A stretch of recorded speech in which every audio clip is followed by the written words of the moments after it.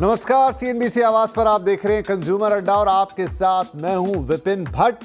GST notice का प्रहार और यूपीआई लेने से इनकार, ये दो लाइनें इस वक्त एक समस्या की तरफ इशारा कर रही हैं। फिलहाल तो ये कर्नाटक से निकली है, लेकिन ये समस्या फिलहाल भी बड़ी है और बड़ी हो सकती है और पूरे देश में एक बड़ी समस्या पैदा कर सकती है। इस समस्या के दो पहलू हैं, एक है जीएसटी और दूसरा है यूपीआई। आइए मैं आपको बताता हूं कि पहले हुआ क्या और क्यों ये समस्या शायद देशव्यापी बन जाए। देखिए, मामला है कर्नाटक का। कर्नाटक में कमर्शियल टैक्स डिपार्टमेंट ने एक्शन लिया है। क्या एक्शन लिया है?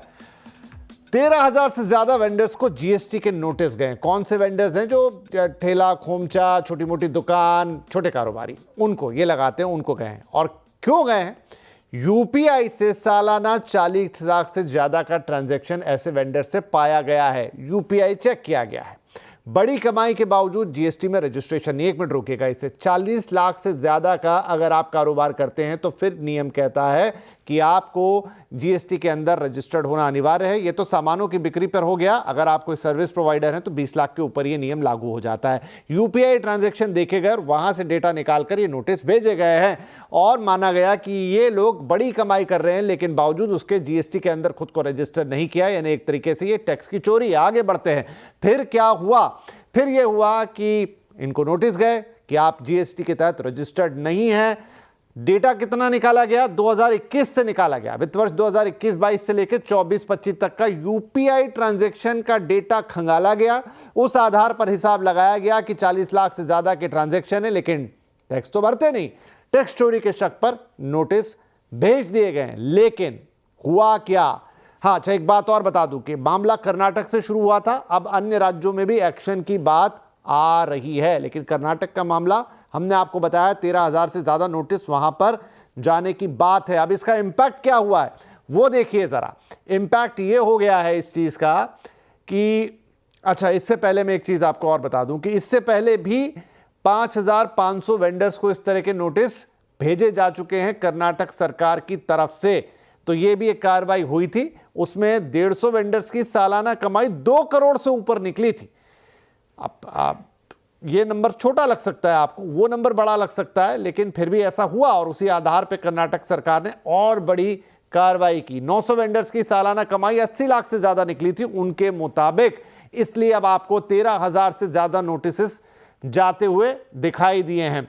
अब मैं उस चीज पर आता हूं कि जैसा मैंने आपको बताया कि 40 लाख से ज्यादा की आप कमाई करते हैं तो जीएसटी आपको रजिस्ट्रेशन कराना जरूरी है। फिर जो भी टैक्स की देनदारी बनती है वो देना जरूरी है। सर्विस बेस्ड बिजनेस में ये चीज हुई है 20 लाख, वो सीमा 20 लाख है, उसके ऊपर आपका रजिस्ट्रेशन जरूरी है। अब इसका एक और बड़ा इंपॉर्टेंट पार्ट, और वो पार्ट ये है कि ये होने के बाद कर्नाटक में बहुत सारे व्यापारियों ने यह बोर्ड लगा दिया है कि नो यूपीआई पेमेंट एक्सेप्टेड। ये एक नई समस्या खड़ी हो गई है। लोगों को अब कैश लेकर जाना पड़ रहा है। ऐसे लोग जिन्होंने बहुत वक्त से एटीएम का मुंह नहीं देखा था, उन्हें एटीएम विजिट करना पड़ रहा है, पैसे निकालने पड़ रहे हैं। और एक ऐसा राज्य जो दूसरे नंबर पर है डिजिटल ट्रांजैक्शन के मामले में, Karnataka is at number 2 after Maharashtra, वहां पर लोगों को अचानक से कैश इकोनॉमी की तरफ जाना पड़ा है। कारण है कि ज्यादातर व्यापारियों ने कह दिया है कि हमें डिजिटल ट्रांजैक्शन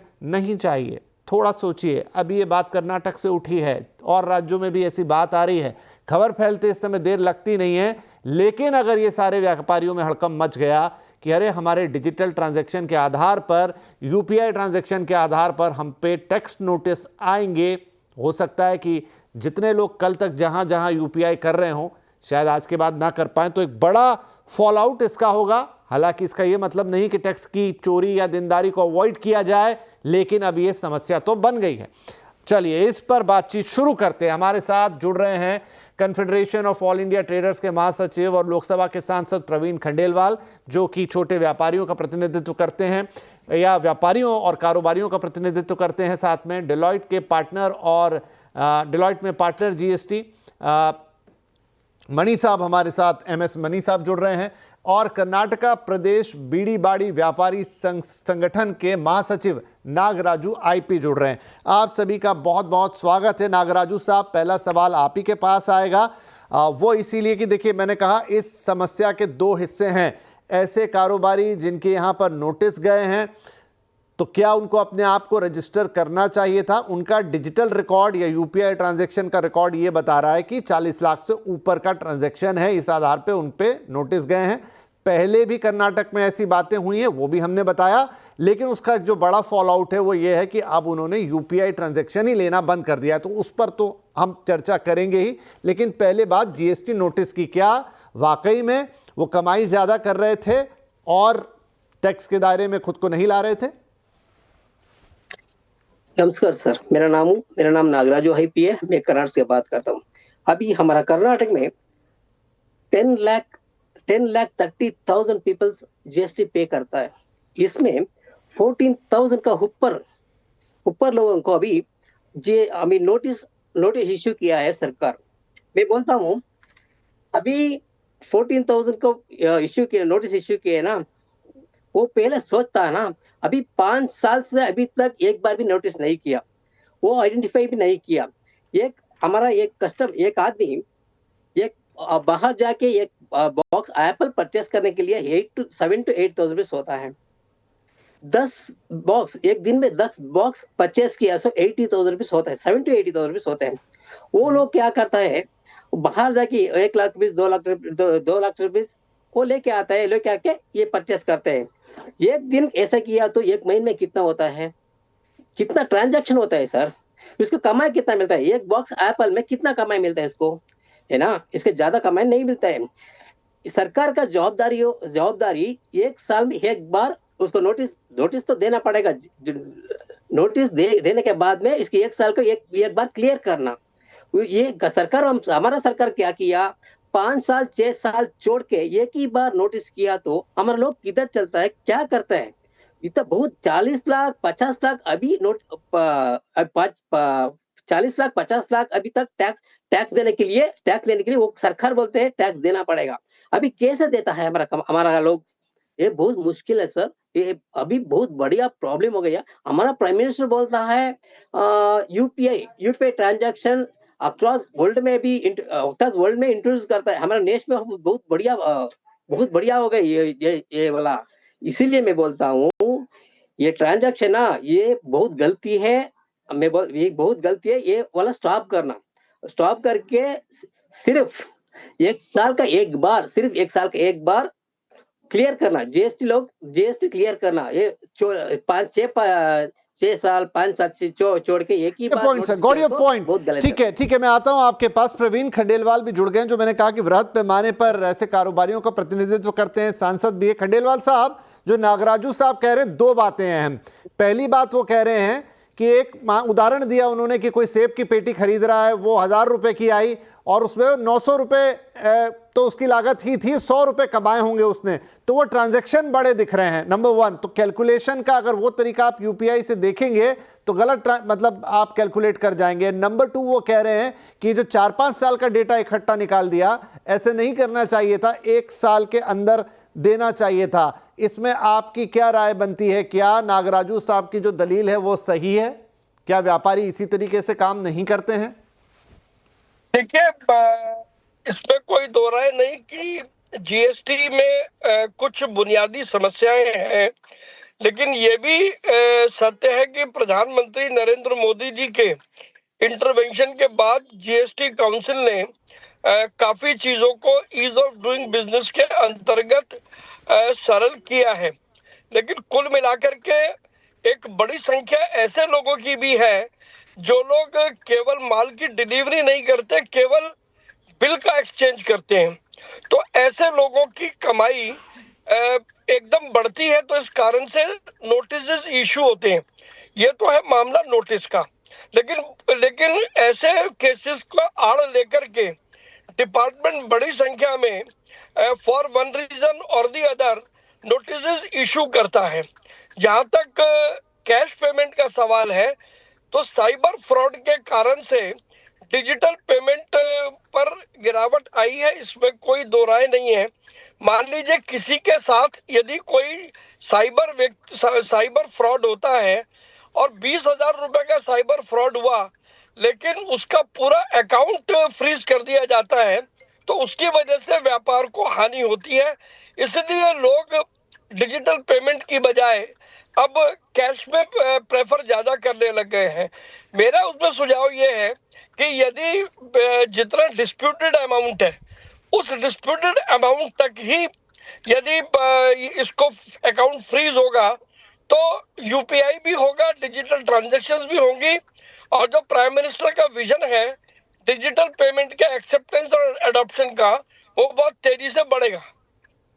जी खंडेलवाल, ठीक है, आपने इसमें एक नया एंगल जोड़ दिया। डिजिटल फ्रॉड का वो कितना बड़ा है नहीं पता, लेकिन अभी जो कर्नाटक में तो निकल कर आया वो ये है कि जैसे ही ये नोटिसेस की बात आई है और वेंडर्स ने वो लगा दिया है कि भाई हम डिजिटल पेमेंट नहीं लेंगे, और एक लॉजिकल बात भी लग रही। खैर हम उस पर और बात करते हैं। मणि साहब, दो तीन चीजें, आपने दोनों लोगों को सुना, हमारे दोनों प्रतिनिधियों को सुना, आप मुझे बताइए कि क्या ये जो कैलकुलेशन का तरीका है, जैसा अभी नागराजू साहब ने कहा कि भाई एक्चुअली में तो वो फायदा मुनाफा तो इतना ही हो रहा है लेकिन वो कारोबार बड़ा दिख रहा है, अब जीएसटी में इससे कैसा माना जाता है वो आप हमें बताएंगे। क्या वो पूरा कैप्चर होना चाहिए?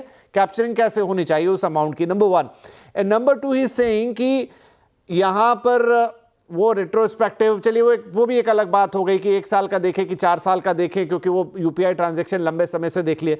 एक खंडेलवाल साहब ने कहा कि वो व्यापारी इसलिए सिर्फ ऐसा नहीं कर रहे हैं क्योंकि वो थोड़ा सा डिजिटल इशू आ रहा है, वो भी हम अलग रखते हैं, लेकिन ओवरऑल जो नोटिसेस गए हैं और जो कर्नाटक में हुआ और जो हम सुन रहे हैं कि अन्य राज्य भी शायद अब इसे फॉलो कर रहे हैं, क्या टेक्निकली वो कैलकुलेशन या वो एजम्पशंस सही हैं या गलत हैं? जीएसटी के लिहाज से सिर्फ अवेयरनेस की कमी थी इसलिए ऐसा हो गया, या फिर ये तरीका ठीक नहीं है? देखिए, मैं लीगल पोजीशन जो है और जीएसटी का जो कानून है उसके अंतर्गत जो प्रावधान है उसके दायरे में मैं बता सकता हूं कि इसमें होगा अभी क्या, या आगे की कार्रवाई क्या हो सकती है। जी। पहली बात समझने वाली यह है कि बहुत सी चीजें जीएसटी से एग्जेम्प्ट हैं। अगर हम बेसिक फ्रूट्स देखें, वेजिटेबल्स देखें, बेसिक ग्रेन्स देखें, फिश देखें, मीट देखें, ये सारी चीजें जीएसटी से एग्जेम्प्ट हैं। तो जो पदार्थ जीएसटी से एग्जेम्प्ट हैं उसमें भले ही कोई 40 लाख की बिजनेस करे या उससे ज्यादा की बिजनेस करे, वो प्रोडक्ट एग्जेम्प्ट है, मतलब वो एब इनिशियो जीएसटी एग्जेम्प्ट है।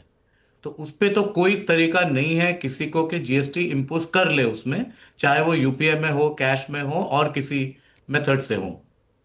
तो जितने स्मॉलर ट्रेडर्स हैं, अगर वो smaller traders GST exempt items में डील कर रहे हैं, और बहुत सारे एग्जेम्प्ट आइटम्स हैं, ऐसा नहीं है कि सारे जो पदार्थ हैं जीएसटी के अंतर्गत वो जीएसटी में ही आते हैं, बहुत सी एग्जेम्पशंस हैं जीएसटी में। तो जीएसटी एग्जेम्प्ट अगर आइटम्स हैं और उसमें ट्रेडिंग हुई है और यूपीआई के तरीके से पेमेंट किया गया है, तो भले ही किसी का जो टॉप लाइन हो, किसी का जो बिजनेस हो वो 1 करोड़ भी हो, उन्हें सिर्फ साबित करना पड़ेगा कि उन्होंने क्या खरीदा और क्या बेचा।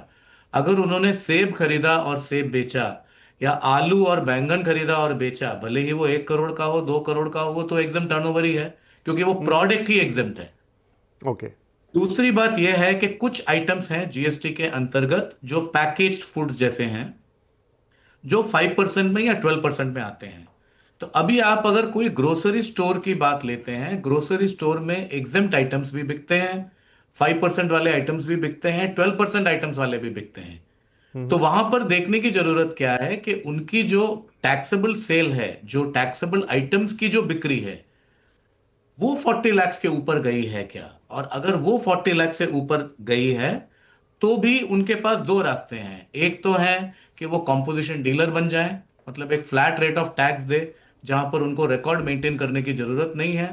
वो फ्लैट रेट ऑफ टैक्स भरें, क्वार्टर में एक बार वो रिटर्न भरें, मंथली भरने की जरूरत नहीं है। और उनको कोई रिकॉर्ड मेंटेनेंस या इनपुट टैक्स क्रेडिट लेने की जरूरत नहीं है। ये उनके लिए इजी वे है।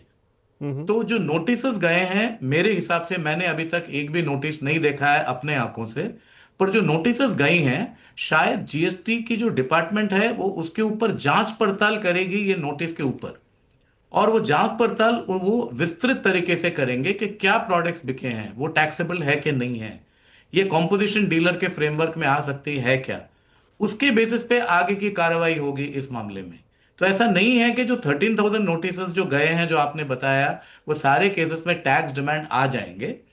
इसमें समझने वाली बात यह भी है कि जीएसटी में रजिस्ट्रेशन लेने के लिए जो प्री रिक्विजिट है वो है इनकम टैक्स का परमानेंट अकाउंट नंबर। जिनके पास में इनकम टैक्स का पैन है वही जीएसटी के लिए अप्लाई कर सकते हैं, और जीएसटी का जो नंबर है उसके जो पहले डिजिट्स हैं वो सारे पैन वाले नंबर हैं। तो जीएसटी में अगर किसी को रजिस्टर करना है, उनको इनकम टैक्स में भी रजिस्टर करना है। अब इनकम टैक्स में हमें यह देखना है कि इनकम टैक्स में जो थ्रेशोल्ड एग्जेम्पशन है वो लोअर है जीएसटी से। तो काफी लोगों ने शायद जीएसटी की रजिस्ट्रेशन इसलिए नहीं ली होगी क्योंकि उनको लगा कि हमने अगर जीएसटी रजिस्ट्रेशन ले लिया तो शायद हमारे ऊपर इनकम टैक्स की भी बर्डन आ जाए। ये भी एक वजह हो सकती है जिसकी वजह से लोगों ने रजिस्ट्रेशन नहीं लिया। ठीक है, बहुत अच्छी तरह आपने एक्सप्लेन किया कि क्या हो सकता है। नागराजू साहब, एक चीज़ मैं आपसे जानना चाहता हूँ और वो ये कि जिस तरह के वेंडर्स हैं जिनके यहाँ नोटिस आए, क्योंकि आपके राज्य का मामला है, क्या उनमें ये सारी चीज़ों को लेकर अवेयरनेस भी है, जानकारी भी है कि जीएसटी कैसे काम करता है, कैसे चलता है, कहाँ पर रजिस्ट्रेशन की ज़रूरत पड़ती है? थोड़ा बहुत आइडिया है उन्हें, या वो बहुत ही बेसिक लेवल के लोग हैं? सर, हमारा स्टेट में अनएजुकेटेड ज्यादा है। हमारा स्ट्रीट वेंडर्स को एजुकेशन नहीं है अभी। कमर्शियल वाला, हाइपर मार्केट, सुपर मार्केट, वो वाला क्या करते हैं, पैकेट वाला बेचता है। बट हमारा चाय वाला और मिर्ची बेचने वाला, वो चाय बेचने वाला, वो छोटा मोटा फूड बेचने वाला, उसको पता ही नहीं है सर। उसको पता ही नहीं है, इस जीएसटी के बारे में उसको सुनता ही नहीं है।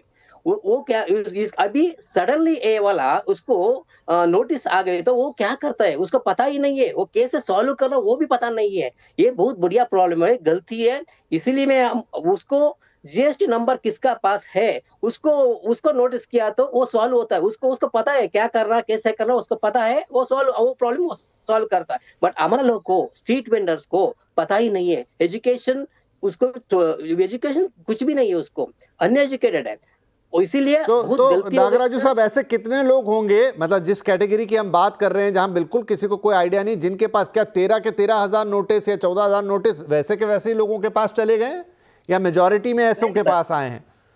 तो हमारा कर्नाटक में 27,000 सर, 27,655 स्ट्रीट वेंडर्स तो है सिर्फ बेंगलुरु में। 25,062 ये स्ट्रीट वेंडर को ओनली स्वानिधि लोन को वो ले लिया, वो लोन ले लिया। वो उसको वो सब लोग स्ट्रीट वेंडर से उसको पता ही नहीं है, अभी तक पता नहीं है। इसने 14,000 को नोटिस गॉट योर पॉइंट कि बहुत सारों को तो आइडिया भी नहीं है। प्रवीण खंडेलवाल साहब, ब्रेक लूं उससे पहले क्विकली एक जवाब कि इसका एक बड़ा फॉल आउट आया है। आज हम बातचीत ही इसलिए कर रहे हैं, शायद ये सिर्फ नोटिस पे बात होती और नोटिस गए होते तो शायद इतनी बड़ी खबर नहीं बनती। खबर ज्यादा बड़ी इसलिए बन गई कि ऑल ऑफ सडन सब लोगों ने कहा कि भाई ये तो कहां से हो रहा है, ये यूपीआई ट्रांजैक्शन का डेटा खंगाला गया, और सब लोगों ने कहा मुझे यूपीआई से अब आपसे पैसे नहीं लेने। आप फर्ज कीजिए कर्नाटक है, और अभी जब हम सोशल मीडिया के जमाने में ये खबर तो ऐसे फैलेगी और पता चला पूरे देश में कल से छोटे वेंडर्स ने यूपीआई लेने से इनकार ही करना शुरू कर दिया। देखिए, इस बारे में लीगल पोजीशन को अभी बहुत अच्छी तरीके से एक्सप्लेन कर दिया। मुझे लगता है यहाँ पर अभी एक अवेयरनेस ड्राइव चलाने की जरूरत है, और जिन लोगों को ऑब्लिगेशन है जीएसटी नंबर लेने की, उनको जीएसटी नंबर लेना चाहिए, जीएसटी से घबराना नहीं चाहिए। और जो हमारा ऑब्लिगेशन है टैक्स का, उसको हमें पूरा करना चाहिए। लेकिन ये भी सही बात है कि डिपार्टमेंट के भी कुछ लोग उसकी आड़ लेकर के अननेसेसरी नोटिस भेज देते हैं। तो कम से कम नोटिस भेजने की प्राइमा फेसाई उनके पास क्रेडिबल एविडेंस हो तो ही नोटिस जाएगा, तो मुझे लगता है इस समस्या का हल हो जाएगा। जी ठीक है, एक छोटा सा क्विकली ब्रेक ले रहा हूं, लेकिन ब्रेक के बाद मणि साहब से जानने की कोशिश होगी कि एग्जैक्टली फिर हम कहां इसको जाके सेटल करेंगे, क्योंकि अगर ये मामला बढ़ा तो समस्या थोड़ी अजीब सी बढ़ जाएगी। एक तरफ जीएसटी के लेवल पे, दूसरी तरफ यूपीआई के लेवल पे। एक छोटा ब्रेक, तुरंत हाजिर होंगे।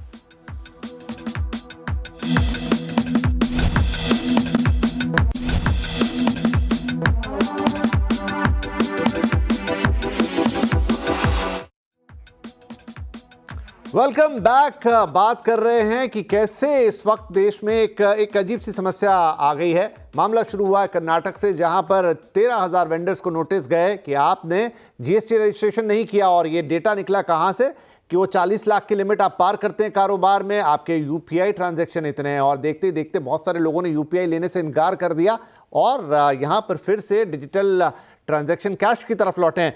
नाउ मनीष साहब, अब ये एक थोड़ी सी उलझी हुई सी समस्या है, इसके दोनों पहलू, एक तरफ है जीएसटी कर टैक्सेशन और दूसरी तरफ है यूपीआई का एक्सेप्टेंस। आपको इसका हल कहां दिख रहा है? आपने राजू साहब की भी बात सुनी और आपने अभी खंडेलवाल साहब की भी बात सुनी।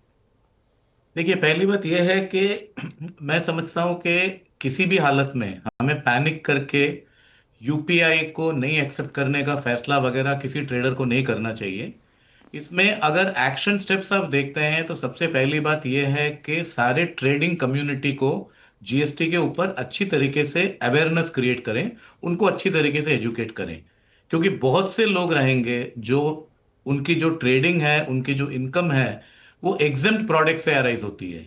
और एग्जेम्प्ट प्रोडक्ट से अगर वो ट्रेडिंग अराइज होती है, उनको सिर्फ उसका प्रमाण देना पड़ेगा कि हमने क्या खरीदा और हमने क्या बेचा। It is as simple as that, इसमें और कोई समस्या नहीं है।